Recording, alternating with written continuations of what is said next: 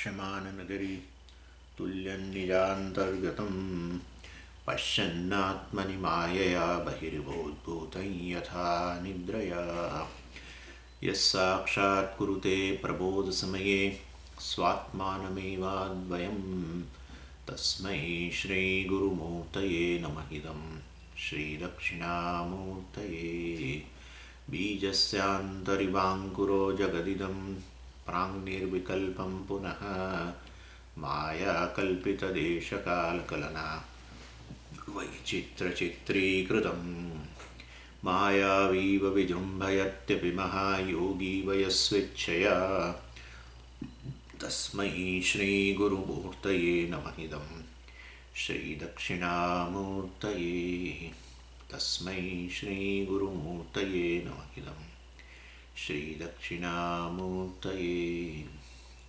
ॐ सहना भवतु सहनौ भुनक्तु सह वीर्यं करवावहै तेजस्विनावधीतमस्तु मा विद्विषावहै। ॐ शान्ति शान्ति शान्तिः।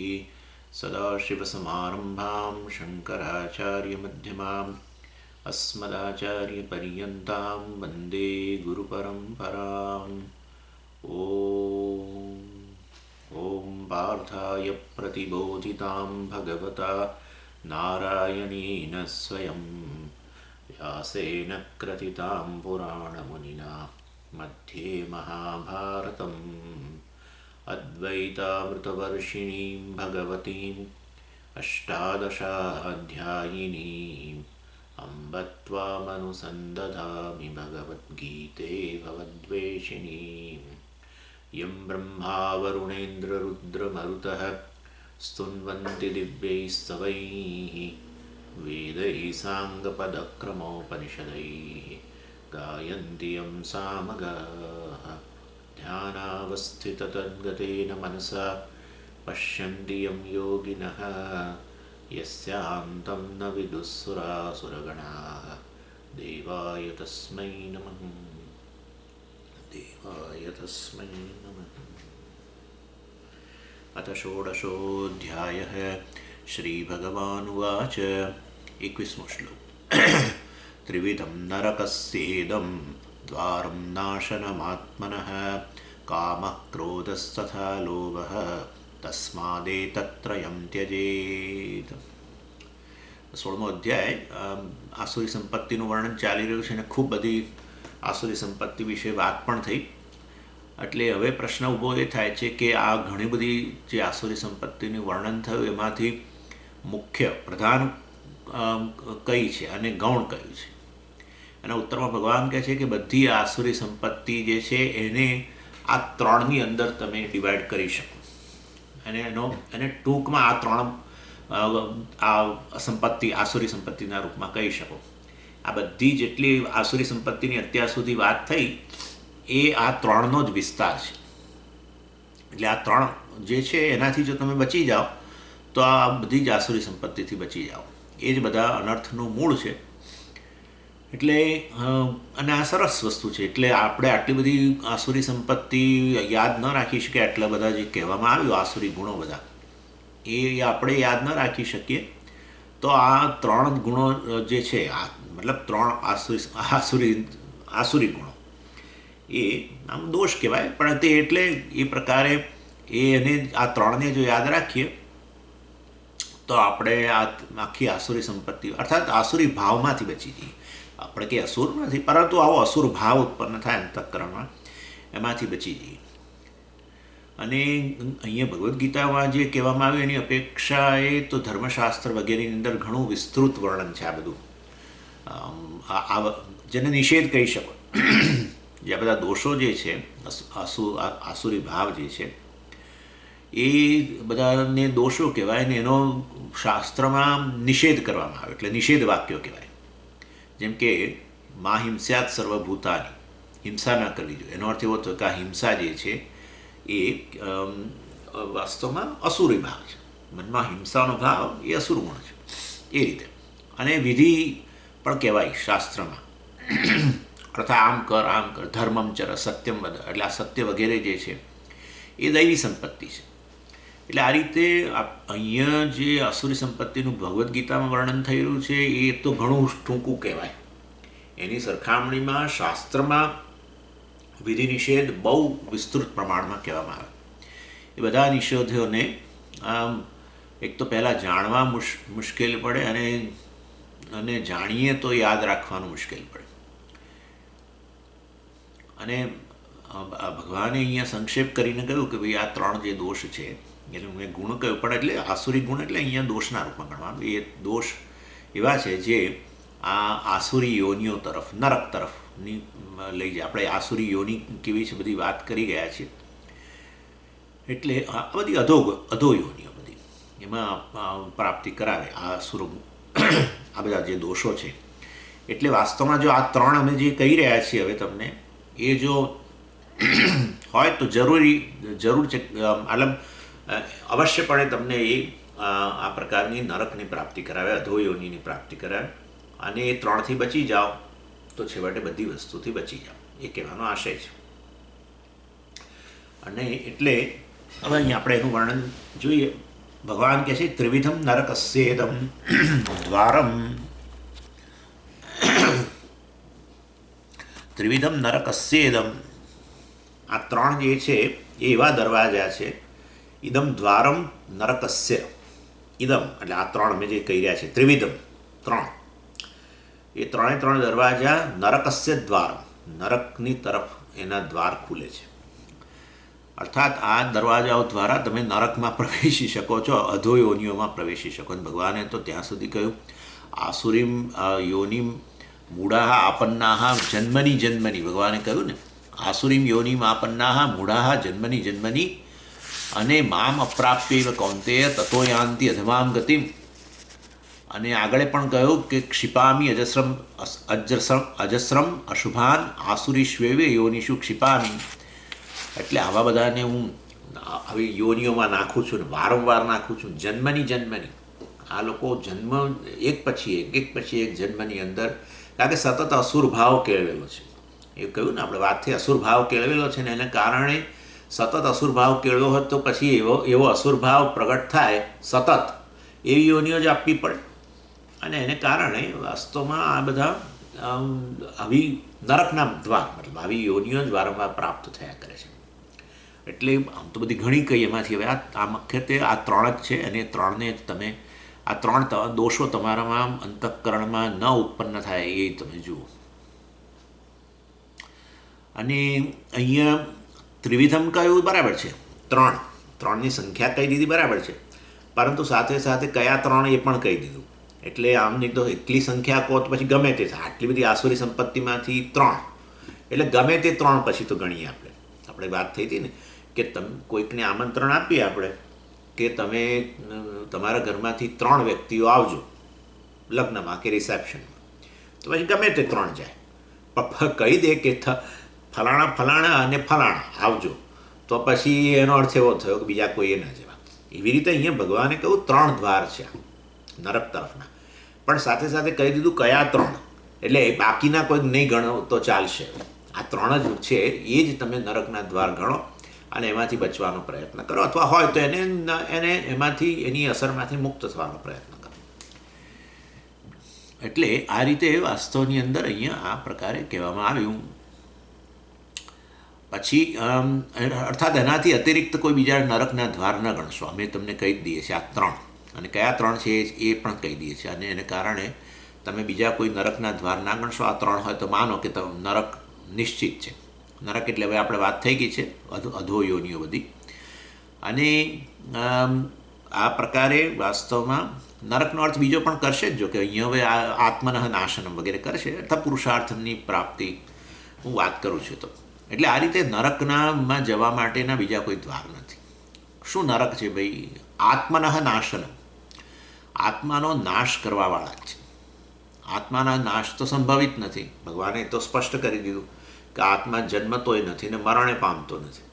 તો પછી આત્માનો નાશ એનો અર્થ શું કરવાનો? એટલે વાસ્તવમાં કહ્યું કે એનો મતલબ છે પુરુષાર્થથી ભ્રષ્ટ થઈ જવું, પુરુષાર્થથી ભ્રષ્ટ થવું. પુરુષાર્થથી ભ્રષ્ટ થવું અર્થાત વાસ્તવની અંદર મનુષ્ય તરીકે જે મનુષ્ય દેહ જે મળ્યો છે એની અંદર ધર્મ મોક્ષ વગેરે પ્રાપ્ત કરી શકાય છે. અને ખાલી ધર્મ પુરુષાર્થ હોય તો શ્રેષ્ઠ યોનિઓ મળે, સ્વર્ગથી માંડીને બધું. ધર્મ એટલે પુણ્યની પ્રાપ્તિ કરવી. આમ તો બેઝિકલી જો એમાં ધર્મનું એવું છે, જો ધર્મનો અર્થ તમે પુણ્ય કરો ને તો વાસ્તવમાં એ અર્થકામ પુરુષાર્થ જ છે. કારણ કે ધર્મનો અર્થ પુણ્ય કરો એટલે પુણ્ય જે તમે પ્રાપ્ત કર્યું એ પણ એક કમાણી છે. અને એ પછી તમે પુણ્ય શાના માટે કર્યું એટલે તરત કે મારે આવું જોઈએ છે, મારા જીવનમાં આ જોઈએ છે, તે જોઈએ છે, ફલાણું જોઈએ છે, અથવા તો મને આ જન્મ પછી કંઈક સારો, આનાથી પણ સારું ચડિયાતી વ્યવસ્થા જોઈએ છે, એવો લોક. એટલે આ રીતે છેવટે આપણું પુણ્ય દ્વારા પણ આપણે અર્થકામ જ ઈચ્છીએ છીએ. સારો લોક ઈચ્છીએ, સારા વિષયો ઈચ્છીએ, અથવા વધારે સારી સિક્યોરિટી. કારણ કે હવે આપણે તો આપણી શ્રદ્ધા હોય ને સ્વર્ગ વગેરેમાં, અને આપણને ખબર પડે કે આ દેવતાઓનું તો અમર કયા છે, એટલે દેવતાઓનું મરણ જ નથી થતું. અને મરણ માટે ભય હોય જ આપણને હંમેશા, સલામતી રહેવાની છે. એટલે અહીંયા તો આપણે જાણીએ છીએ 70, 80, 90 વર્ષ, પરંતુ આવી રીતે બીજો લોક પ્રાપ્ત થતો હોય અને આપણી શ્રદ્ધા હોય અને એવો સ્વર્ગલોક વગેરે પ્રાપ્ત થતો હોય અને સ્વર્ગમાં આવી રીતે દેવતાઓ અમર બનતા હોય, તો મતલબ કે ભય એમને ન હોય અથવા લાંબુ આયુષ્ય ધરાવતા હોય, તો એવું મને પ્રાપ્ત થાય તો સારું. એટલે અસલામતી અર્થાત અસલામતીમાંથી મુક્ત થવા માટે સલામતી ઈચ્છીએ, અને સલામતી જેવા લોકમાં મળતી હોય એવો લોક ઈચ્છીએ. એટલે અર્થ પુરુષાર્થ જ થયો, સલામતીના સાધનો બધા. અને એ પ્રાપ્ત કરવા માટે શું કરવું પડે? તો પુણ્ય કરવું પડે. એટલે ધર્મનો અર્થ પુણ્ય કરો તો છેવટે અર્થની પ્રાપ્તિ અને સ્વર્ગ વગેરેમાં શ્રેષ્ઠ પ્રકારના વિષયો પ્રાપ્ત થાય વગેરે. કેવળ દેખવા માત્રથી તૃપ્તિ, બોલો, ભોગવવાની એ જરૂર નહીં. ભોગવવાની પ્રાપ્તિની મતલબ એને પ્રાપ્ત કરવા માટેનો પણ પુરુષાર્થ નહીં. આવું બધું હોય તો વધારે સારું. એટલે વાસ્તવની અંદર કહેવામાં આવ્યું કે આ ધર્મનો તમે પુણ્ય કરશો ને તો એ છેવટે અર્થકામમાં જ પરિણમશે. જો કે અમુક પ્રકારના પુણ્ય છે જેને કારણે વ્યક્તિ નિત્ય નૈમિત્તિક કર્મ કરે તો એ પેલા પુણ્યની ઉત્પત્તિ તો ન કરે, પરંતુ એવું આપણે જરૂર કહી શકીએ કે દુરિત આપણા જીવનમાં જે આ જ્ઞાન પ્રાપ્તિ સામેનો જે દુરિત જે છે, અવરોધ છે, એનો નાશ થાય. એટલે પુણ્યને કારણે ગુરુ પ્રાપ્તિ થાય, પુણ્યને કારણે શાસ્ત્ર તરફની વાસના જન્મે, બધુંય ખરું. એટલે એ તો કેવા પ્રકારના પુણ્ય છે એના પર આધાર છે. અને આપણે પુણ્યથી શું ઈચ્છીએ છીએ એ મહત્ત્વની વસ્તુ છે. આપણે પુણ્યથી શું ઈચ્છીએ છીએ? આપણે પુણ્યથી આવું કંઈક ઈચ્છતા હોઈએ, સારો લોક કે આ પ્રકારનું, તો પછી એ અર્થકામ થવાનું છે.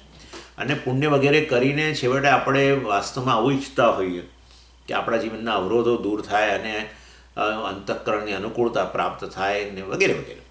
અર્થાત મોક્ષ પુરુષાર્થ માટે કંઈક ઉપયોગી થતું હોય એવું કંઈક પ્રાપ્ત, એ પ્રકારનો એમાં મદદરૂપ થાય એવું કંઈક ઈચ્છતા હોઈએ, તો એ પ્રકારે.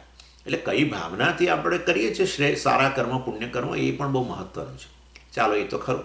પણ ધર્મનો અર્થ અહીંયા વાસ્તવમાં જીવનમાં જે કરવું જોઈએ એ આપણે અપનાવીએ. અર્થાત એના દ્વારા તો વાસ્તવમાં આપણા રાગદ્વેષ વગેરે કપાય અને એને કારણે આપણે આ જ્ઞાન માટે અનુકૂળ બનીએ અને મોક્ષની જિજ્ઞાસા જન્મે, મુક્તિની જિજ્ઞાસા જન્મે, ને એમાંથી પછી શાસ્ત્ર ગુરુની પ્રાપ્તિ એ વગેરે પણ થાય અને એને કારણે મોક્ષ પણ પ્રાપ્ત થાય. એટલે વાસ્તવની અંદર અહીંયા કહ્યું કે આત્માનો નાશ કરવાનો એટલે આત્માનો તો ભાઈ નાશ સંભવિત નથી, પણ મનુષ્ય પુરુષાર્થ કરી શકે એ પુરુષાર્થમાંથી ભ્રષ્ટ થઈ જાય.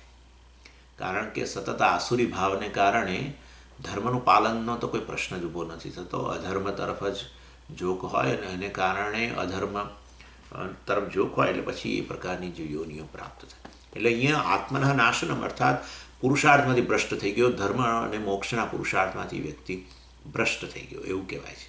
અને આ વસ્તુ ઉપનિષદમાં બહુ જાણીતી છે. આને જ પોતાનો નાશ કહેવાય અથવા એને જ નરકનું દ્વાર કહેવાય. આત્મના નાશનમ નરકમ, એમ. એટલે આત્માનો નાશ એટલે અહીંયા પુરુષાર્થનો નાશ કયો.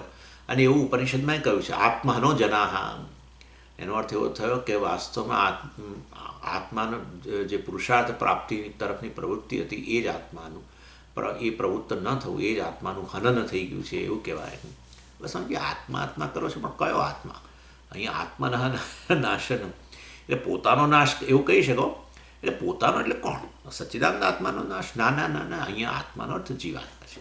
પુરુષાર્થ વગેરેની વાત કરીએ છીએ. મનુષ્ય છે જે જીવાત્મા એ વાસ્તવમાં આવો પુરુષાર્થ કરી શકે ને? એની પાસે પસંદગી છે અને માટે કઈ તરફ જવું એને નક્કી કરવાનું છે. પસંદગી હોવાને કારણે અધર્મની પસંદગી કરવી, ધર્મની પસંદગી કરવી, મોક્ષની પસંદગી કરવી, આ બધું. અને મનુષ્ય યોનિ આપી છે જેના માટે એ આપેલી છે યોનિ મોક્ષ પ્રાપ્તિ વગેરે માટે, એ ન કરીને બીજું જ કરવું તો પછી પોતાનો નાશ જ થઈ ગયો ને. અર્થાત મનુષ્ય તરીકેનો નાશ થઈ ગયો જાણે. એટલે આ જીવાત્મા જે છે એ વાસ્તવમાં જે પ્રયોજન માટે એણે પ્રયત્ન કરવો જોઈએ એ પ્રયત્ન ન કરે. એટલે પુરુષાર્થ શબ્દનો પણ આ છે. પુરુષ એટલે કે આ જીવાત્મા જેને માટે જે પ્રયોજન માટે પ્રયત્ન કરે એને પુરુષાર્થ કહેવાય. પુરુષૈ અર્થ્યતે તે પુરુષાર્થ. પુરુષો એટલે કે આ જીવાત્મા કે આ મનુષ્ય દ્વારા અર્થ્યતે જેની ઈચ્છા રખાય અને એના માટે પછી પ્રયત્ન કરે એને પુરુષાર્થ કહે. એટલે આપણે ગુજરાતીમાં પુરુષાર્થ છે, આ બહુ પુરુષાર્થ કરે છે, ખૂબ પ્રયત્ન કરે છે એમ. એટલે એના જીવનમાં જે પણ ધ્યેય જે છે એ ધ્યેયને પુરુષાર્થ કહેવાય અને એના માટેનો પ્રયત્ન જે છે એને પુરુષાર્થ કહેવાય. એવી રીતે મનુષ્ય તરીકે શ્રેષ્ઠ ધ્યેય મોક્ષ અને ધર્મ પણ ખરું. બીજા કોઈ યોનિઓમાં ધર્મ નામની વસ્તુ નથી, પુણ્ય નામની વસ્તુ નથી. ધર્મનો અર્થ પુણ્ય કરો તો પુણ્ય નામની વસ્તુ નથી બીજી યોનિઓમાં. અને ધર્મનો અર્થ આ પ્રકારે ધર્મનું પાલન વગેરે જીવનમાં જે કરવું જોઈએ એ જ વસ્તુ. અર્થાત આ એક વૈશ્વિક સંવાદિતા છે, એની અંદર ભાગ આપવો અને એ પ્રકારે ધર્મને અનુરૂપ આચરણ કરવું અને આ બધું એવી બધી કશું બીજી યોનિઓમાં નથી. એટલે એનીવે એટલે કહેવાનો આશય મનુષ્ય દ્વારા આ બે પુરુષાર્થ આ બે ધ્યેય એ રાખી શકે છે મનુષ્ય, અને એના માટે પ્રયત્ન કરી શકે છે, પસંદગી છે. અને એ ન કરવું એ જ પોતાનો નાશ છે. એટલે અહીંયા આત્માનો અર્થ અહીંયા જીવાત્મા જ કરવો જોઈએ. અને શરીરથી લઈને મન સુધી બધી જ વસ્તુઓ જે છે એ તો અનાત્મ હોવાને કારણે અનાત્મ તરફની પ્રવૃત્તિ કરવી. એટલે આ જીવાત્મા જે છે ને એ વાસ્તવમાં બે બાજુ જઈ શકે. આમ દેખાય છે ઉભય જીવાત્મા, તમે જુઓ. કારણ કે જીવાત્મા એટલે શું? એટલે કે અહમ વૃત્તિમાં પ્રતિબિંબિત ચૈતન્ય જે છે જીવ છે, બરાબર છે, પ્રતિબિંબિત ચૈતન્ય. એટલે ખરેખર ચેતન નથી, નહીં તો બે ચેતન થઈ ગયા. એટલે સચ્ચિદાનંદ કે પરમાત્મા કે બ્રહ્મ પણ ચેતન અને જીવાત્મા પણ ચેતન. હવે અહીંયા સદૈવ સૌમ્યદમગ્ર આસિત એકમ એવ અદ્વિતીયમ. આ આત્મા કે પરમાત્મા એક જ છે, તો પછી આ જીવાત્મા અને પરમાત્મા બે ચેતન થાય. એટલે વાસ્તવમાં આપણે તો ખરેખર આ અહંકાર, આ જીવાત્મા જે છે એને ભલે એ ચેતન આપણે ગણતા હોય, પણ ખરેખર એ ચેતન એનું જીવપણું મિથ્યા જ છે. વાસ્તવમાં તો બ્રહ્મ છે. અને એ દૃષ્ટિએ અહંકારને કંઈ આપણે ચેતન ગણવાની જરૂર નથી, કારણ કે આમે પ્રતિબિંબિત ચૈતન્ય છે. પ્રતિબિંબિત ચૈતન્ય છે એ તો કેવળ ચેતનનો આભાસ છે. અને એટલે એ દૃષ્ટિએ આપણે એને ઘણા મહાત્માઓ એને ઉભય સ્વરૂપ કહે છે, ચેતન અને જડ બંને. પરંતુ બંને તો સાથે રહી ન શકે, એટલે ઉભય સ્વરૂપ એટલે આ પ્રકારે જણાય છે. ખરેખર ચેતન અને જળનું મિશ્રણ કંઈ થઈ શકે એવું નથી. પણ એમાં ક્યાં સમજીએ ચેતન જળનું મિશ્રણ છે? ચેતન જળનું મિશ્રણ એટલે વાસ્તવમાં અહમ વૃત્તિ જે છે એ તો અંતઃકરણ છે, એ તો જળ છે જ, એ તો જાણીએ જ છે, મહાભૂતોના સૂક્ષ્મ અંશમાંથી બનેલું છે. અને એમાં ચૈતન્ય પ્રતિબિંબિત થાય છે, કારણ કે અહમ વૃત્તિ એવી દર્પણ જેવી છે. માટે એટલે ચૈતન્યનું પ્રતિબિંબને કારણે હવે આ અહમ વૃત્તિ ચેતનવંતી જણાય છે. બસ આટલું જ છે, ચેતનવંતી જણાય છે પેલા પ્રતિબિંબને કારણે. અને માટે જેમ આપણે કહીએ ને કે જો આ સૂર્ય જે છે એ તો સ્વયં પ્રકાશ છે, બરાબર છે, એને પ્રકાશિત કરવાની જરૂર નથી, એ બધાનો પ્રકાશક છે. પણ એ સૂર્યનું પ્રતિબિંબ જ્યાં પડે ને એ માધ્યમ પણ આવું પ્રકાશક બની જાય. બોલો, એ માધ્યમે આવું પ્રકાશક થઈ જાય. એટલે એ ત્યાં દર્પણમાં પડે સૂર્યનું પ્રતિબિંબ, તો પછી એ દર્પણ એ પ્રકાશક બની જાય. હે ને, બને જ છે ને. દર્પણ આંખો આજી દે એમ કહીએ. ખરેખર સૂર્ય જ આંખો આજે છે, દર્પણ શું આપણી આંખો આજે. એટલે દર્પણથી વસ્તુને આપણે પ્રકાશિત કરી શકીએ છીએ. એટલે તો પછી એ પણ આપણે એને પ્રકાશક કહેવો જોઈએ. અરે ભાઈ, એ તો ઉછીના પ્રકાશથી પ્રકાશે છે, સૂર્યના પ્રકાશથી પ્રકાશે છે, માટે ખરા અર્થમાં પ્રકાશક છે જ નહીં એ તો. એટલે આ જેમ કે આપણે કહીએ કે ચંદ્ર બહુ જ પ્રકાશ આપે છે, અલા પણ ચંદ્ર ક્યારે પ્રકાશ આપે છે? ચંદ્રનો પોતાનો તો કોઈ પ્રકાશ છે જ નહીં. એટલે સૂર્યના પ્રકાશ એના પર પડે ને એ પરિવર્તિત થઈને પછી આપણને પ્રકાશ આપે છે. એ તો પોતે પ્રકાશક છે જ નહીં. અને માટે ખરેખર એને જળ સમાન જ ગણવો જોઈએ, પ્રકાશક છે નહીં. એવી ને એવી રીતે આ ચૈતન્ય જ સ્વયં પ્રકાશ છે. બાકી આ અહંકાર તો પર પ્રકાશ છે. અહંકાર શેનાથી પ્રકાશે છે? આત્માને કારણે પ્રકાશે છે. અને અહંકાર મિથ્યા જ છે, આવે છે જાય છે. અહંકારનું અસ્તિત્વ જ આત્માને કારણે છે. અહંકાર પ્રકાશે છે આત્માને કારણે. માટે ખરેખર અહંકારને ચેતનના રૂપમાં ન લઈ શકીએ. એટલે આવો ઉભય સ્વરૂપ એટલે જ આપણે પંચદશીમાં ચર્ચા થઈ ગઈ આ વસ્તુની, કે આવું ઉભય સ્વરૂપ કશું હોય જ નહીં, ક્યાં ચેતન ક્યાં જળ. પણ સમજીએ ચેતન જળ એ નથી હોતું. તમે તો કહો છો બધું બ્રહ્મ છે તો બધું ચેતન જ છે, બરાબર જ છે, બધું ચેતન જ છે. પરંતુ ચેતનના રૂપમાં પ્રકાશિત કરવા માટે પેલું સૂક્ષ્મ શરીર વગેરે જોઈએ. કેટલાક સ્થૂળ શરીરોમાં આવું સૂક્ષ્મ શરીર નથી હોતું, તો એ પછી એ જળ જેવા જણાય છે. પરંતુ વાસ્તવની અંદર ખરેખર જે છે એક જ ચૈતન્યથી બધું પ્રકાશિત છે એવું આપણે કહી શકીએ. ચૈતન્ય સ્વયં પ્રકાશ છે અને આ જે કંઈ પ્રકાશે છે એ બધું પરપ્રકાશ છે. એવો ભેદ પાડવો હોય તો આ રીતે ભેદ પડે, આત્મા અને અનાત્માનો ભેદ પડે, પછી બધું છેવટે ભલે આત્મા બની જતું. પણ જેમ કે અત્યારે આ શરીર છે, શરીરને જ તમે આત્મા કહો તો પછી શરીર જાણે કે સ્વયં પ્રકાશ છે એવું લાગે. અરે ભાઈ, પણ શરીર સ્વયં પ્રકાશ નથી. આ શરીર શેના પ્રકાશથી પ્રકાશે છે? આત્માના પ્રકાશ. શરીરનું અસ્તિત્વ શેને આભારી છે? આત્માને આભારી છે. આત્મા ન હોય તો શરીર ક્યાં છે? બરાબર છે. આત્મા જ ન હોય, તમે કહો કે શરીર છે એવું કહેવા માટે કે એવું જાણવા માટે, એવો અનુભવ કરવા માટે કોણ જોઈશે? ચેતન જ જોઈશે. એટલે કે ચેતનથી આ તો પ્રકાશ છે, ચેતનથી એને કારણે એનું અસ્તિત્વ છે. અને માટે શરીરમાં આત્મભાવ છે, માટે આપણે પછી આવું કહેવું પડે કે ભાઈ એને છૂટું પાડો જરા, આ તો અનાત્મા છે, પરપ્રકાશ છે, સ્વતંત્ર અસ્તિત્વ નથી, વગેરે વગેરે. અને માટે એ જળ અને આત્મા ચેતન એમ કરીને ભેદ પાડીએ. આવો ભેદ પહેલાં શરૂમાં આવશ્યક જ છે.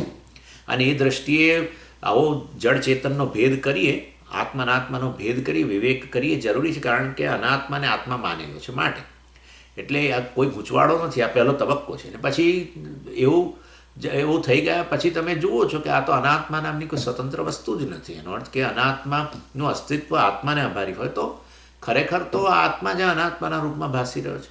કારણ કે જે પણ જેનું અસ્તિત્વ જેને આભારી હોય એ વસ્તુ જ ખરેખર આ રૂપમાં પ્રકાશતી હોય. જુઓ, વાસ્તવમાં આ આપણો તરંગનું અસ્તિત્વ જળને જ આભારી હોય, તરંગ પ્રકાશિત થતું હોય જળને કારણે, તો પછી એનો અર્થ એવો થયો કે વાસ્તવમાં જળ જ તરંગના રૂપમાં છે. એટલે પણ પહેલાં તમે તરંગને સ્વતંત્ર અસ્તિત્વ આપ્યું તો પછી કહીએ કે ભાઈ તરંગને સ્વતંત્ર અસ્તિત્વ ના આપો, તરંગ તો આ જળ. તમે જુઓ તરંગના એક નાના ભાગની અંદર શું વ્યાપેલું છે જરા જોઈ લો. ઓહો, આ તો જળ જ વ્યાપેલું છે. એટલે ખરેખર તરંગ જે છે એનું અસ્તિત્વ તો જળને આભારી છે. તરંગ પ્રકાશે છે, તરંગના રૂપમાં ભાષિત થઈ રહ્યું છે, પણ એ તો ખરેખર જળ જ ભાષિત થઈ રહ્યું છે. ઓહ, એટલે તરંગ નામની વસ્તુ નથી, એમ પછી થાય. એટલે આ રીતે આ સમજવાનું છે કે ખરેખર આ જીવાત્મા જે છે એ ભલે ઉભય સ્વરૂપ જણાતો હોય, કારણ કે જીવાત્મા એટલે કે અહંકાર, એટલે અહમવૃત્તિમાં પ્રતિબિંબિત થતું ચૈતન્ય, બરાબર છે. પરંતુ એની ઉપાધિ આ અંતઃકરણ કે અવિદ્યા જે ઉપાધિ જે ગણો તે, એટલે જણાય છે ચેતન સમાન, પણ ખરેખર ચેતન નથી. એનીવે, એટલે એ છે ને આ રીતે આમ એમાં પેલા બંને અંશ દેખાય છે ને, અજ્ઞાનને કારણે આપણને બંને દેખાય છે. બાકી વાસ્તવમાં કોઈ એવું છે નહીં. અજ્ઞાનને કારણે આપણે આવું તાદાત્મ્ય કરેલું છે કે આ બે ભેગા કરેલા છે આપણે. ખરેખર આવું છે નહીં, બંને ભેગા થઈ શકે નહીં. ચેતન જળને ભેગા કરવા એટલે પ્રકાશને અંધકારને ભેગા કરવા જેવું છે. અને આમે બંને સ્વતંત્ર, બંને સમાન સત્તાની વસ્તુઓ જ નથી. પહેલું તો સમાન સત્તાની વસ્તુઓનું મિશ્રણ થાય, બરાબર છે. અને માટે સ્વપ્નમાં રહેલી કોઈ વસ્તુ અને જાગ્રતમાં રહેલી કોઈ વસ્તુનું મિશ્રણ. જાગ્રત કાળે તમને ચા બનાવી રહ્યા અને ખાંડ નથી, હવે તો કે મેં ગઈકાલે સ્વપ્નમાં ખાંડની ગુણો જોઈ હતી, લાવ એ મેં જોયું હતું કે આપણા ઘરની અંદર ખાંડની ગુણ પડી છે અહીંયા આ જગ્યાએ. તો હવે અત્યારે જાગૃત કાળે આપણને થયું કે સ્વપ્નમાં મેં જોયેલી છે તો એ ખાંડ જઈને લઈ આવો ને હું એમાંથી આમાં નાખું ચામાં. તો હવે ગમે ત્યાં શું કશું ના મળે. એટલે સ્વપ્નના પદાર્થોને જળના જાગ્રતના પદાર્થોનું મિશ્રણ કદી થઈ શકે જ નહીં. આ તો આપણને ખબર જ છે. એટલે સમાન સત્તાની વસ્તુનું મિશ્રણ થાય. અને માટે આત્મા જે છે એનું અને આ અંતઃકરણની આ વૃત્તિ, અહમવૃત્તિ ગણો, અહંકાર કહો, જીવ કહો, એ વાસ્તવમાં અહમવૃત્તિ જડ અને આ આત્મા એનું મિશ્રણ થાય જ નહીં. મિશ્રણ થાય નહીં તો પછી એ વાસ્તવમાં ઉભય સ્વરૂપ હોય જ નહીં જીવાત્મા. પરંતુ આપણે આ રીતે કહ્યું કે ભાઈ અહમવૃત્તિમાં પ્રતિબિંબિત ચૈતન્ય છે, એને કારણે એવો ચેતન જેવો જણાય છે. તો મિશ્રણ ન થાય તો પછી તમે કહો કે જીવ ચેતન કેમ જણાય છે, આવો પ્રશ્ન તમે કરવાના જ છો. તો પછી તો આપણે કહેવું પડે કે ભાઈ આ રીતે પ્રતિબિંબિત ચૈતન્ય છે, એને કારણે અને પ્રતિબિંબિત ચૈતન્ય અને અહમવૃત્તિ જાણે ભેગા થઈને એટલે આત્મા જ વાસ્તવમાં પોતાને પ્રતિબિંબિત ચૈતન્ય જે છે એને જ આત્મા કહે. હા, સૂર્ય જેમ પેલામાં પડે જળમાં પ્રતિબિંબ પડે, પ્રતિબિંબને જ પોતે પોતાનું સ્વરૂપ માને. તો પછી જેવો જે માધ્યમમાં પડ્યો છે, જેવું જળ એવો પ્રકારનો માનશે. પ્રતિબિંબને આત્મા કહ્યા પછી એ જળ વાસ્તવમાં ભૂરા રંગનું હોય તો પોતે ભૂરો દેખાવાનો છે, તો ભાઈ પોતાને ભૂરોય કહેશે. અને જળ એકદમ ગંદુ હોય તો ગંદોય કહેશે, જળ ચોખ્ખું હોય તો કે પોતાને શુદ્ધ માનશે. એના જેવું છે. એટલે એવી રીતે આ જીવાત્માએ પોતાના આ રીતે અંતઃકરણમાં પ્રતિબિંબિત થયા પછી પ્રતિબિંબને જ પોતાને આત્મા કહેતો હોવાને કારણે અને પ્રતિબિંબ અને માધ્યમને તમે છૂટું કદી ન કરી શકો. અને માટે અહમવૃત્તિમાં પ્રતિબિંબ થયો એટલે પોતાને અહંકારના રૂપમાં કહેવા લાગ્યો. અને આ રીતે અને અહંકાર છે એ તો કેવળ પ્રતિબિંબિત ચૈતન્ય જ છે. એટલે આ રીતે સમજવું જોઈએ. કેટલાક મહાત્માઓ અહંકારને ઉભય સ્વરૂપ કહે છે, પરંતુ આપણે એ લોકો સ્પષ્ટ હોય છે, પરંતુ આપણે જાણવું જોઈએ કે ઉભય સ્વરૂપ કશું હોઈ શકે નહીં. તો પછી એને ચેતનની કેટેગરી મૂકો. ચેતનની કેટેગરીમાં ન મૂકી શકાય, કારણ કે ચેતન તો એક જ છે અને તે સચ્ચિદાનંદ કે બ્રહ્મ છે એ જ ચેતન છે, બીજું કોઈ ચેતન નહીં. તો પછી એને જળની કેટેગરી મૂકો. તો પણ જળની કેટેગરીમાં ન મૂકો, કારણ કે એ ચેતન જણાય. એટલે આ બધી ચર્ચા ચાલી રહી છે. અર્થાત આવી કોઈ વસ્તુ જ નથી એમ કહેવાનો આશય છે અલ્ટિમેટલી. પણ એનીવે ચાલો, એટલે આ જીવાત્મા છે એ બંને તરફ જઈ શકે, બસ મારે આટલું કહેવું છે. કારણ કે એમાં પેલા બંને અંશ જણાય છે ને, એટલે જડ અંશ તરફે જઈ શકે, એટલે અનાત્મા તરફે જઈ શકે. અને અહંકાર જે છે પોતાના તરફ, જીવાત્મા પોતાના સ્વરૂપ તરફ પણ જઈ શકે. એટલે બંને હોવાને કારણે વાસ્તવની અંદર બંને પ્રકારનો પુરુષાર્થ કરી શકે. બાહ્ય વિષયો તરફનો પુરુષાર્થ કરી શકે, જેને અર્થકામ પુરુષાર્થ કહીએ, અને આત્મા તરફનો પુરુષાર્થ, આ ધર્મ અને મોક્ષ. ધર્મે છેવટે મોક્ષનું સાધન બનવાનું ને, એટલે ધર્મ અને મોક્ષ પુરુષાર્થ એ આપણે આત્મલક્ષી પુરુષાર્થ કહીએ. અર્થકામ તરફનો પુરુષાર્થ એ અનાત્મા તરફનો પુરુષાર્થ કહીએ. અને એ વસ્તુ ઉપનિષદની અંદર બહુ સરસ રીતે કહેવામાં આવી.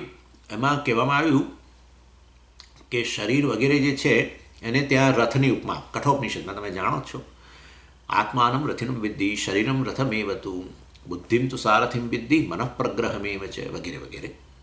વિષયાન ઇન્દ્રિયાણી આહુહુ, વિષયાન હયાન આહુહુ વગેરે. હય એટલે આશ્વ, એટલે શરીર વગેરેને રથની ઉપમા આપવામાં આવી.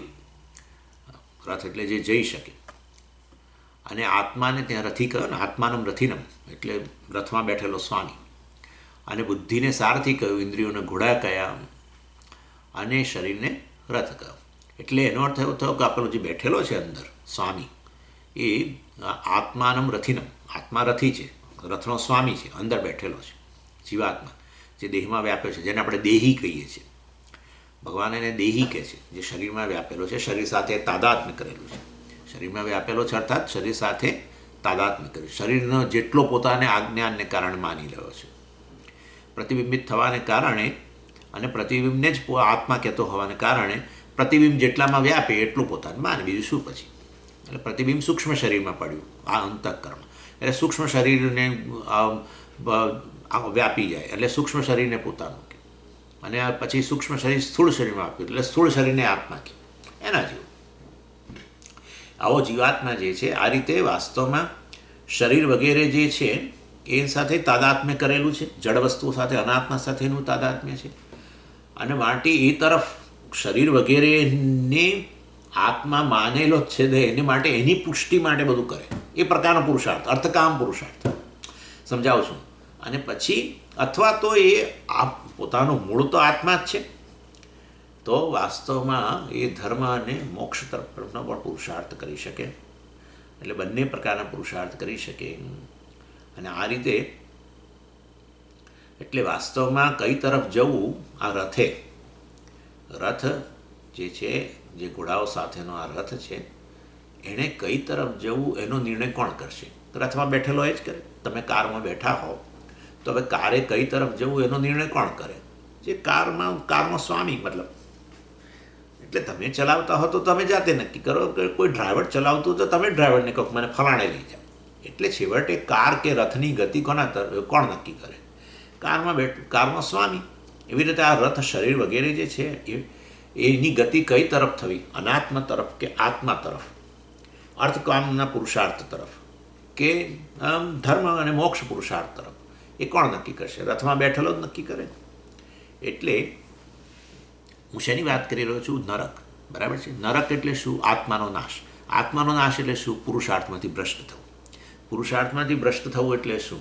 ધર્મ અને મોક્ષ પુરુષાર્થ છે આ મનુષ્યયોનીમાં, એને બદલે અર્થકામ તરફનો પુરુષાર્થ. એટલે એ બધું આપણે સમજાવી રહ્યા છીએ ત્યાં, કે વાસ્તવમાં આત્મા એટલે આ જીવાત્મા છે એ પોતાનો નાશ નોતરે છે, અર્થાત જીવાત્મા પુરુષાર્થથી ભ્રષ્ટ થઈ જાય છે. અને કેવી રીતે ભ્રષ્ટ થાય છે આપણે બતાવી રહ્યા છીએ, કે જીવાત્માના હાથમાં છે બધું, એમ જીવાત્માના હાથમાં છે. અને એટલે જીવાત્માને આ શરીરરૂપી રથ અને એની સાથે જોડાયેલી ઇન્દ્રિયો રૂપી ઘોડાઓ આ જે છે એને કઈ તરફ લઈ જવું, એની આજ્ઞા તો આ જીવાત્મા જ આપશે.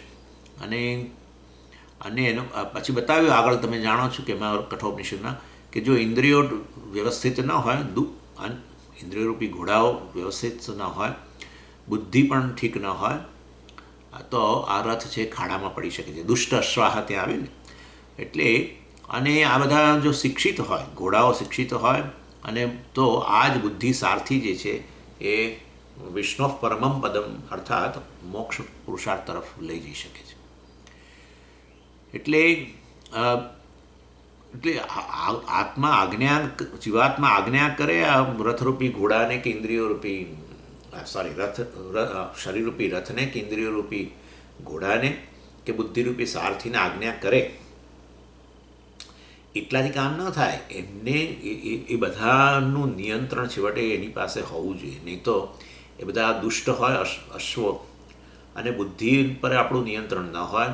મન લગામ છે એ પેલા બુદ્ધિના હાથમાં છે, અને બુદ્ધિ સારથીના હાથમાં લગામ, એ મન. અને લગામને કારણે ઘોડાઓ જે છે, જે આપણી ઇન્દ્રિયો, એ નિયંત્રણમાં રહે. આ બધું વાસ્તવમાં નિયંત્રણમાં હોય. કોના નિયંત્રણમાં? પેલો બેઠેલો છે અંદર એના. તો આ વિષ્ણુના માર્ગ, વિષ્ણુની પ્રાપ્તિનો માર્ગ જે છે, અર્થાત મોક્ષ પ્રાપ્તિનો માર્ગ છે, એ તરફ આ લઈ જઈ શકે. એટલે ખાલી બેઠા બેઠો આજ્ઞા કરે કે મને મોક્ષ તરફ લઈ જાય, એનાથી કામ નથી થવાનું. આ બધા, કારણ કે આ તો દુષ્ટ અશ્વો છે. ઇન્દ્રિયો જે છે એમને તો વિષયો તરફ જ જવું છે, અનાત્મા તરફ જ જવું છે. અને આ બુદ્ધિમાં એ પ્રકારની ક્ષમતા નથી કે જેથી કરીને એના હાથમાં રહેલી લગામ મન જે છે એને પોતાના નિયંત્રણમાં રાખી શકે. એટલે બુદ્ધિમાં વિવેક જ નથી, તો પછી સારથીમાં વિવેક ન હોય તો મુશ્કેલી થાય ને. એટલે વાસ્તવમાં આ બુદ્ધિ રૂપી સારથી, મનરૂપી લગામ અને ઇન્દ્રિયરૂપી ઘોડા અને શરીરરૂપી રથ, પહેલાં આ ત્રણને નિયંત્રણમાં લો તો શરીર આપોઆપ નિયંત્રણમાં જ રહેવાનું છે. ઇન્દ્રિયો પર નિયંત્રણ ન હોય તો ઇન્દ્રિયો પેલા વિષય તરફ, અનાત્મા તરફ જવા માંગે તો આ શરીર જોડાવાનું જ છે એનામાં. એટલે છેવટે આ રથને કઈ તરફ લઈ જાઓ એના માટે આ ત્રણને નિયંત્રણમાં રાખવાની જરૂર છે. અને એ નિયંત્રણ થાય તો આત્માની એ નિયંત્રિત ન હોય આ તો વાસ્તવમાં એની ગતિ યોગ્ય થશે નહીં. એટલે આ રીતે આત્માના નાશનનો અર્થ આત્માનો અનાત્મા તરફની પ્રવૃત્તિ જે છે એ વાસ્તવમાં અર્થાત આ દેહ વગેરેમાં આત્મબુદ્ધિ તો છે જ, એના કારણે આ જીવાત્મા છે એને તો એટલા માટે તો જીવ કહો. જીવાત્માને આ બધી બુદ્ધિ છે એવું બોલવાનો અર્થ જ નથી. આનું નામ જ જીવ. સચ્ચિદાનંદ આત્માની આ પ્રકારે જ દેહ મન બુદ્ધિ વગેરે જે છે એની અંદર આત્મભાવ જે છે એને જ જીવ કહો. એટલે વાસ્તવની અંદર આ રીતે એટલે એના કારણે તો એ જ ઉભય સ્વરૂપ દેખાય છે, જડ અને ચેતન રૂપ દેખાય છે. એટલે આત્મા અનાત્મ તરફ આ જે છે આત્માના નાશનનો અર્થ એવો કરવાનો, આત્માનો અનાત્મ તરફ જે છે એટલે બુદ્ધિ દેહ વગેરેનું પ્રવર્તન કરનારો જે છે એ જ પોતાનો નાશ છે. અર્થાત બુદ્ધિ દેહ આ બધાની સુખાકારી માટે, દેહની સુખાકારી માટે, ઇન્દ્રિયોની સુખાકારી માટે, મનની પણ સુખાકારી માટે, બુદ્ધિની સુખાકારી માટે, અર્થાત એ બધાની અનુકૂળતા માટે જ કામ કર્યા કરો, એના માટે જ પુરુષાર્થ કરો. અને છેવટે એટલે જળ વસ્તુઓ તરફ જ પુરુષાર્થ કરવો, અનાત્મા તરફ જ પુરુષાર્થ કરવો. અને તે તો વાસ્તવમાં અમારે કહેવું પડશે કે એ જીવાત્માએ પોતાનો નાશ કરી નાખ્યો છે. કારણ કે મુખ્ય પુરુષાર્થ આત્મા તરફનો હોવો જોઈએ, ધર્મ અને મોક્ષ તરફનો હોવો જોઈએ. એને બદલે એણે આ જડ વસ્તુ કેમ પણ એવો પુરુષાર્થ કેમ કરી શકે છે? કારણ કે ઉભયરૂપ છે ને આ બધાને બુદ્ધિ વગેરે બધાને જે છે એમાં તાદાત્મ્ય કરેલું છે, એમાં આત્મભાવ કરેલો છે. માટે એમની સુખાકારી માટે, એમની અનુકૂળતા માટે જ સતત કામ કરે છે. તો પછી મારે કહેવું પડશે કે ભાઈ એણે પોતાનો નાશ કરી નાખ્યો છે, અર્થાત પુરુષાર્થમાંથી એ ચ્યુત થઈ ગયેલો છે. એને અહીંયા અમે નરક કહીએ છીએ. સમજી ગયા? એટલે ત્રિવિધમ નરકસ્ય ઇદમ દ્વારમ નાશનમ આત્મનઃ. એટલે વાસ્તવમાં આ આત્મા કોઈ પુરુષાર્થ કરવા માટે યોગ્ય ન રહે, જીવાત્મા કોઈ પુરુષાર્થ કરવા માટે યોગ્ય ન રહે, અને એ જ નરકની પ્રાપ્તિ છે. અને એ નરકની પ્રાપ્તિ જે છે એ વાસ્તવની અંદર એ નરકની પ્રાપ્તિ માટેના જે દરવાજા છે એ આ છે કામ, ક્રોધ અને લોભ. એ હવે આપણે જોઈએ કેવી રીતે. એટલે આ જીવ આવી પ્રવૃત્તિ પણ કેમ કરે છે? આવી અર્થકામ તરફની પ્રવૃત્તિ, અનાત્માને જ આટલી બધી પુષ્ટ કરવાની પ્રવૃત્તિ કેમ કરે છે, અને ધર્મ મોક્ષ તરફની એની પ્રવૃત્તિ કેમ નથી? એટલે ભગવાને કહ્યું આ 3 દ્વાર છે ભાઈ, એના કારણે તરફ જાય છે. એક તો કામને કારણે અનાત્મા તરફ જાય છે, ક્રોધને કારણે અનાત્મા તરફ જાય છે, અને લોભને કારણે અનાત્મા તરફ જાય છે. એટલે કોઈ વિષયને માટે મનમાં અભિલાષા હોય કે આ વિષય મારો થઈ જાય, એનું નામ જ કામ. જે તે વિષય જગતમાં છે પણ એ જગતમાં નહીં, મને મળી જાય, કારણ કે મને તો એમાં સુખના દર્શન થાય છે. હવે આ સુખ એટલે અહીંયા શરીર વગેરેને સુખાકારી તમે સમજી જ શકો છો. મને એનાથી સુખ પ્રાપ્ત થાય. એટલે મને એટલે કોને ભાઈ? જીવ એટલે કોણ? પણ આ શરીર વગેરેના આત્મા કહેલો હોય એ જ તો. એટલે એની અનુકૂળતા શરીરને અનુકૂળ બને એ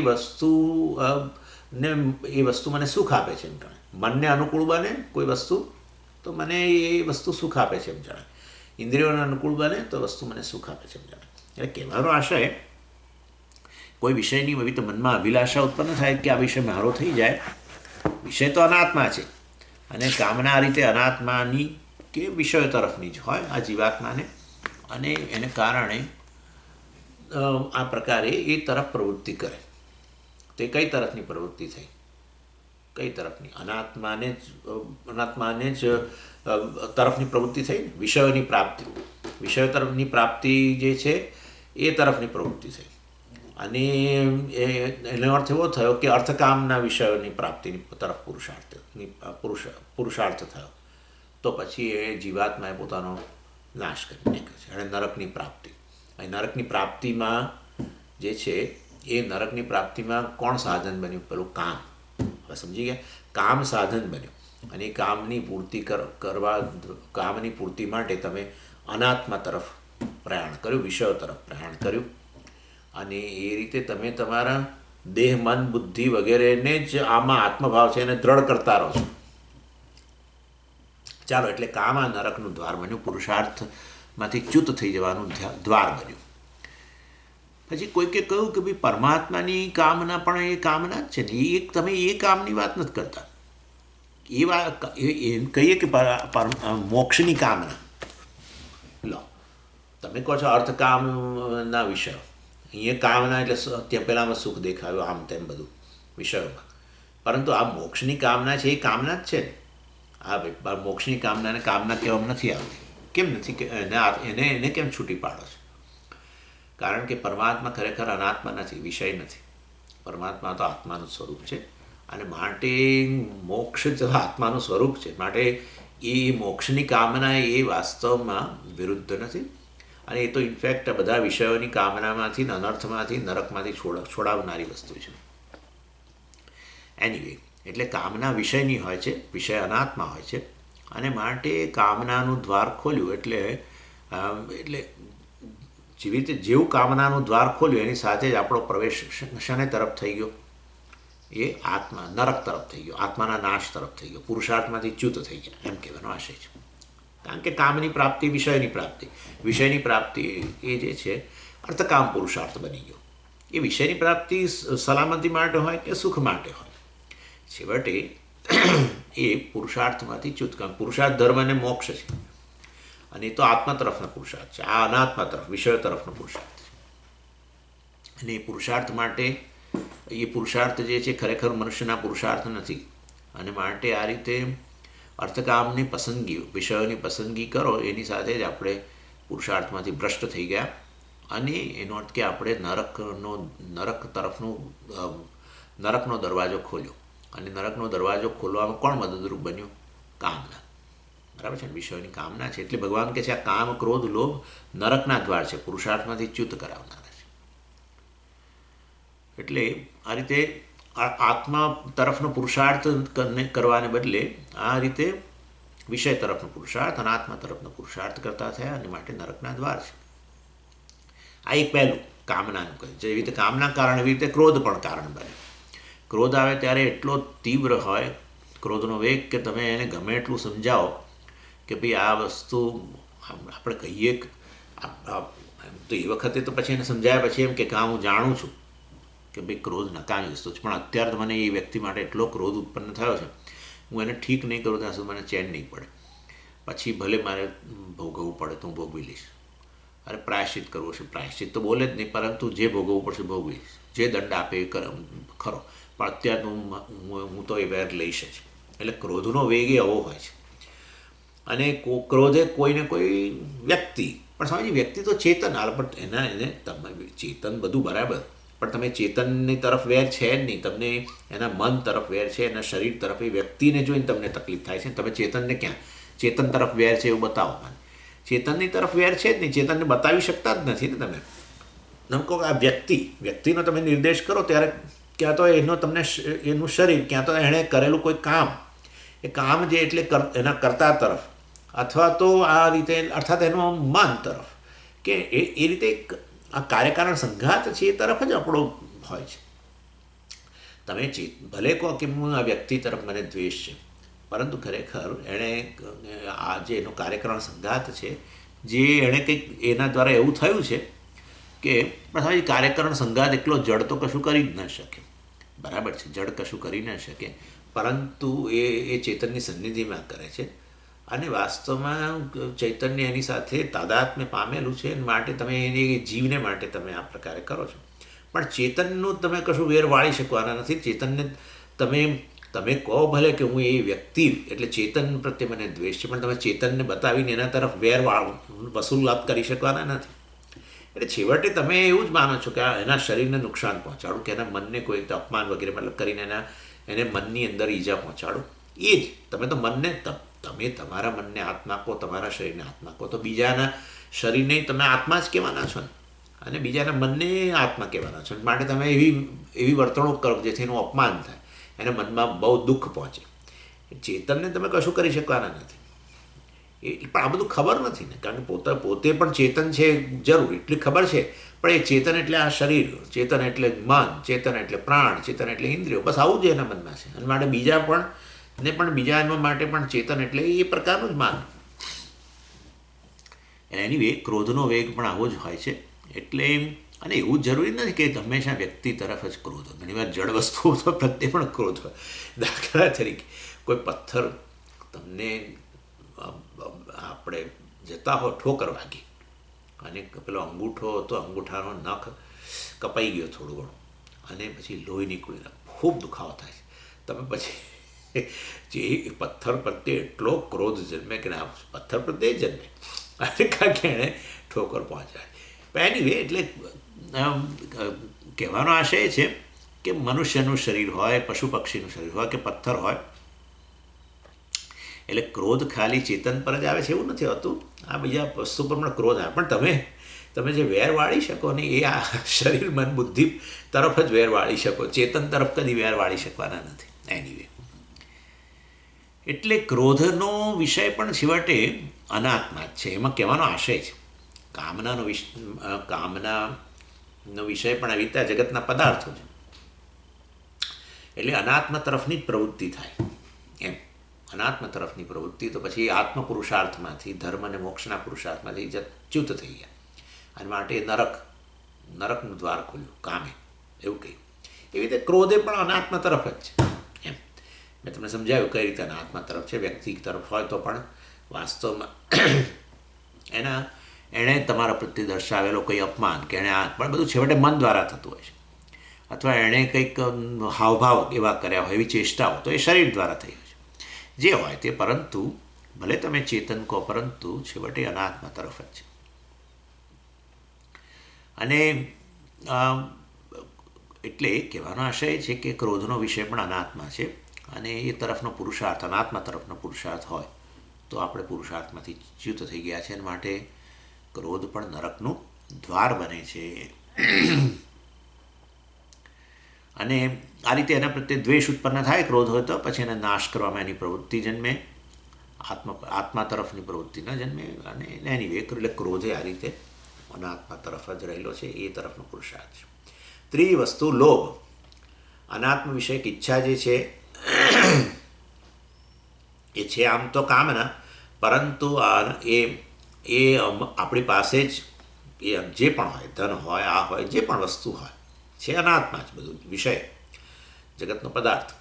પરંતુ એની કામના છે, એની વસ્તુ પ્રાપ્ત થઈ, પરંતુ હવે મારી પાસેથી ક્યાંય જાય જ નહીં. દાખલા તરીકે ધન હોય આપણી પાસે, ધન પ્રાપ્ત કર્યું હોય, પણ પછી આપણે એવું થાય કે હું આ મારું ધન તો કોઈને આપું જ નહીં. કોઈ સારા કામ માટે, ફલાણા માટે, કોઈ અન્યને મદદરૂપ થવા માટે, પણ હું ના આપું. તમે હંમેશા અચકાવ તો માનું કે આ લોભ છે. એટલે એ રીતે કોઈ સત્કાર્યમાં એ તરફ પણ એની પ્રવૃત્તિ ન થવા દેવી, આપણા પાસેથી એક જાય જ નહીં એવું ઈચ્છીએ, તો એ લોભ છે. તો એ લોભ શેના વિષય છે? ધન વિષય, અનાત્મા. કોઈ બીજી વસ્તુ હોય, આપણી કાર હોય, કોઈ કહ્યું કે મારી કાર આજના દિવસ પૂરતી આપો, મારી કાર બગડેલી છે, તો કે ના. ઘર માટે લોભ હોય, આપણા ઘરમાં આપણું ઘર આટલું સરસ ચોખ્ખું ને બધું છે, ભાઈ પહેલાં ફલાણા મહેમાનો આવશે, બધું બગાડશે, એટલે આપણે કોઈને કોઈ બહાના હેઠળ એમને આવવા ન દઈએ. એટલે આ એક અને લોભ કહેવાય.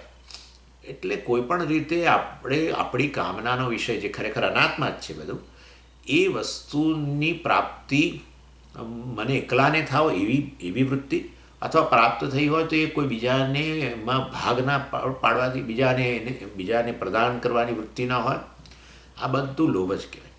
અને માટે એ પણ પુરુષાર્થ અનાત્મા તરફનો જ છે.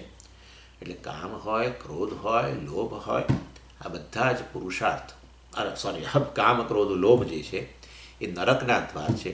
એટલે વાસ્તવમાં અનાત્મા તરફનો જ પુરુષાર્થ કરાવનારા છે.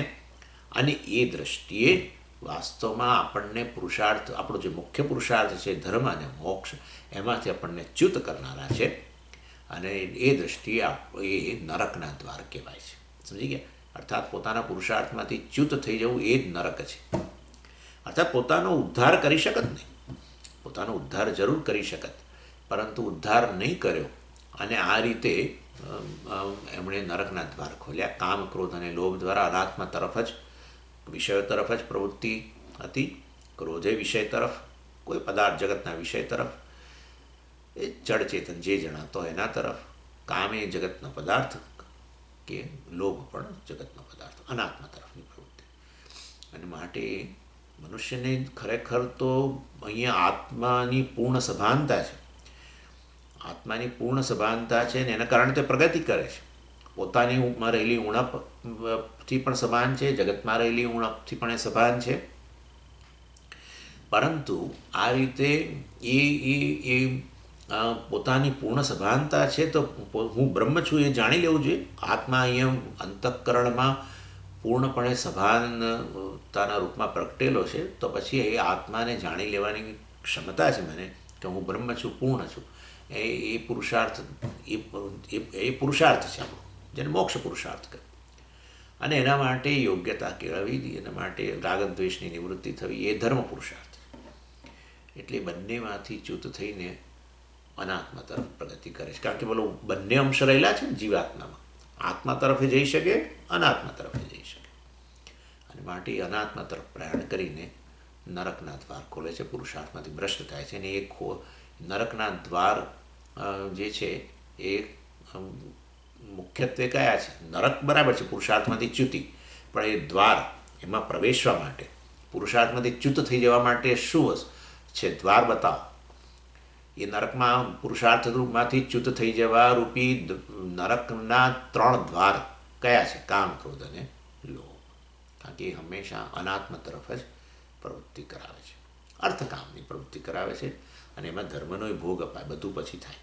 કામ, ક્રોધ અને લોભ હોય ને ભાઈ, એટલે બીજા બધા અનર્થ આવે. માટે ભગવાને કહ્યું અહીંયા કે આ બીજું બધું આસુરી સંપત્તિ ભૂલી જાઓ તો ચાલે, પણ આ 3 જે ગણી લો કે આ 3 વસ્તુ જ મુખ્ય છે. નરકના 3 જ દ્વાર છે. અને પછી જીવનમાં આ જ વસ્તુની પ્રધાનતા હોય તો પછી નવા જન્મની અંદર કોઈ સારી અપેક્ષા રાખવાની કોઈ બહુ ગુંજાઈશ નથી. એટલે પછી અધો યોનિઓની અંદર જ્યાં આવી પ્રકારનો આવા કામ, ક્રોધ અને લોભ, આવી આસુરી વૃત્તિઓ પ્રગટ થઈ શકે સારી રીતે, એવી યોનિઓ પ્રદાન કરે. એટલે એવું તમે જુઓ ને, ઇવન આ સર્પને પણ એવું કહેવાય છે, સર્પ બહુ ક્રોધિત હોય છે.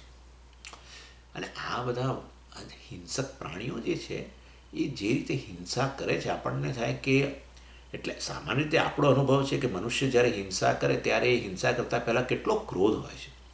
એવી રીતે પણ આ જે રીતે મારે છે ને આ હિંસક પ્રાણીઓ બીજા પ્રાણીઓને, એટલે આપણને લાગે કે કેટલો બધું એમનામાં એ આસુરી વૃત્તિ છે. ક્રોધ ગણો તો ક્રોધ, અને જે ગણો તે બિલકુલ. એટલે એ આ રીતે વાસ્તવમાં આવી યોનિઓ જ પ્રાપ્ત થાય કે જેમાં ક્રોધ તમે પ્રગટ કરી શકો, કામ પ્રગટ કરી શકો, લોભ પ્રગટ કરી શકો. એ બધી પછી નરક, એ રીતે પણ નરકના દ્વાર ગણી શકાય, કામ, ક્રોધ અને લોભ. તસ્માદ આ રીતે નરકના રસ્તા તરફ જતું હોવાને કારણે, આત્માનો નાશ કરતા હોવાને કારણે એતત્ત્રયમ ત્યજેત, આ 3ને તું છોડી દે. અને આ સમજાવવા માટે કથા બૃહદારણ્યક ઉપનિષદમાં આવી કે બ્રહ્માજીની પાસે દેવદાનવ અને માનવ ગયા અને કે ભાઈ અમને ઉપદેશ આપો. ત્યારે બ્રહ્માજીએ વિચાર કરીને કહ્યું કે આ વિચાર કર્યો કે અમને લાગ્યું કે આ 3 અધિકારીઓ જુદા જુદા છે, એટલે એમણે અલગ અલગ ઉપદેશ આપ્યો, દેવદાનવ અને માનવ. અને એટલે અલગ અલગ ઉપદેશ આપો તો દરેક જણાઓ વિચારે કે બીજાને સારો ઉપદેશ મળ્યો. આમ તો માણસોનો સ્વભાવ વિચિત્ર હોય છે. એનીવે, એટલે બ્રહ્માજી જાણતા હતા. એટલે ચાલો, એટલે એનો કહેવાનો આશય એ છે કે ભાઈ આ રીતે ઉપદેશ એમને આપવામાં આવે. મને લાગે છે એની ચર્ચા હવે આવતી વખતે આપણે કરીશું. ઓમ પૂર્ણમદ પૂર્ણમિદમ પૂર્ણાત પૂર્ણમુદચ્યતે પૂર્ણસ્ય પૂર્ણમાદાય પૂર્ણમેવાવશિષ્યતે. ઓમ શાંતિ શાંતિ શાંતિ. હરિ ઓમ. શ્રી ગુરુભ્યો નમઃ. હરિ ઓમ.